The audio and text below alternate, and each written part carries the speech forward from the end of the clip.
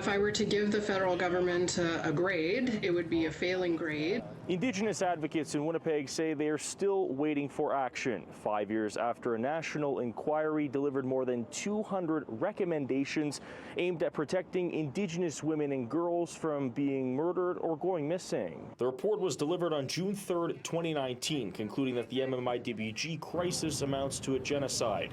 The commission brought forward a total of 231 calls for justice, files including governments, police, and the justice system. Well, I still think we have a long way to go. Sandra De Laron says she doesn't think there has been a real effective plan in place to implement the 231 calls for justice. The community itself has not seen that big movement that leads to safety and protective measures. Lots of performative actions, but nothing sustainable. On Monday, Crown Indigenous Relations Minister Gary Anandasangari says the feds have advanced around 160 of the 215 calls that involve federal government jurisdiction.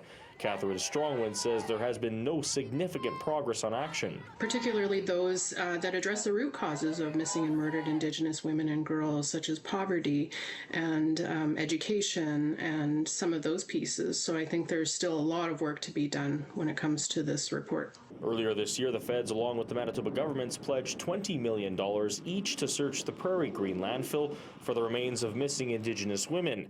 And a new pilot project for a MMIWG public alert system was also announced in Manitoba. I think that things would have been much different in this community had the police taken a different stand and had the former provincial government as well supported the search for the landfill. In Winnipeg, Alex Karpa, City News.